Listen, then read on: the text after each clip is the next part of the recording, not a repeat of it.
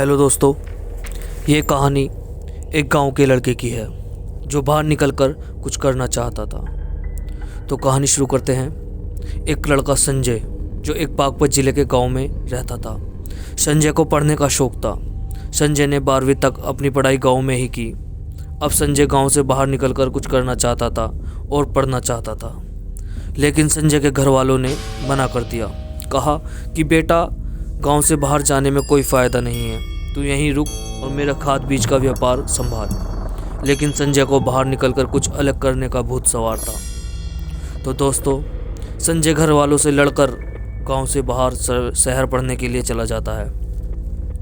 शहर पहुंचते ही संजय कोई पार्ट टाइम जॉब ढूंढता है। वो वहीं दिन में काम और बाकी समय में पढ़ता था। अब ज़रूरत थी संजय को एक घर की, एक कमरे की। संजय किराए पर कमरा ढूंढता है, उसे कहीं कमरा नहीं मिलता। आखिर थक हार कर संजय को एक घर मिलता है। तो संजय उस घर के पास जाता है तो उसे वहाँ उसका ताला लगा हुआ मिलता है। तो संजय उस घर के ठीक सामने वाले घर में जाता है और एक व्यक्ति से पूछता है कि ये घर किसका है। मुझे किसी ने बताया है कि ये खाली रहता है। वो व्यक्ति संजय को हैरानी वाली निगाहों से देखता है और कहता है कि भैया, जिसका वो घर है वो बाहर रहते हैं। वो इस घर से तंग होकर यहाँ से चले गए। इस घर में कोई भयानक आत्मा रहती है। अगर फिर भी आपको रहना है तो चाबी मेरे पास ही है और एक हफ्ता तुम रहकर देख लो, उसके बाद जब किराया देना।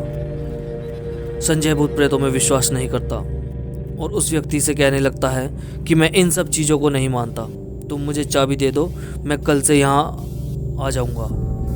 उस व्यक्ति ने संजय को घर की चाबी दे दी।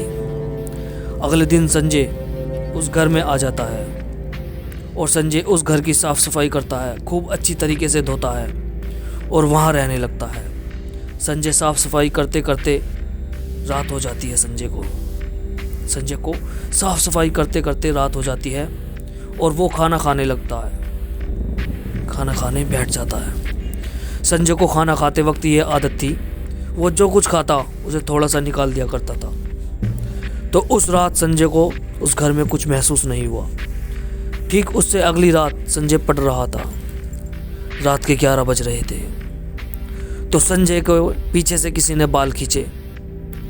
संजय पीछे देखता है तो उसे कुछ नहीं दिखाई देता। अचानक फिर संजय को एहसास होता है कि उसके आसपास कोई है और उसे देख रहा है। संजय डर जाता है और अपनी पढ़ाई बंद करके सो जाता है। सुबह होती है। संजय के दिमाग में एक ही बात घूम रही थी कि मेरे आसपास रात में कौन घूम रहा था। संजय उसे देखना चाहता था। तो संजय को नेट पर पता चलता है कि आत्मा कैमरे में आ जाती है। तो संजय एक कैमरा लेके आता है और अपने कमरे में बैठा हुआ रात होने का इंतज़ार करता है। तो रात होती है। रात होने का इंतज़ार करता है। रात के ठीक 12 बज चुके थे। तो संजय सोचता है कि अब घर की वीडियो बनाई जाए। संजय वीडियो बनाता है। वो सारे घर के कोने कोने की वीडियो बनाता है। लास्ट में कैमरा अपनी तरफ करके अपनी भी बना लेता है। संजय वीडियो देखता है। उसे पूरे घर में कुछ नहीं दिखता। जैसे ही वीडियो में कैमरा संजय की तरफ मुड़ता है, संजय उसे देखते ही बेहोश हो जाता है। दोस्तों, वो आत्मा संजय के पीछे ही बैठी थी। सुबह होती है। संजय को होश आता है। संजय एकदम डर जाता है। वो घंटों तक एक ही जगह मूर्ति सा बना हुआ वो ही सोचे जा रहा था जो उसके साथ रात को हुआ। संजय फैसला करता है कि वो ये घर छोड़ देगा और अपने गांव चला जाएगा। आइए दोस्तों, इस कहानी का अगला पार्ट दूसरी वीडियो में देखें। धन्यवाद। हेलो दोस्तों।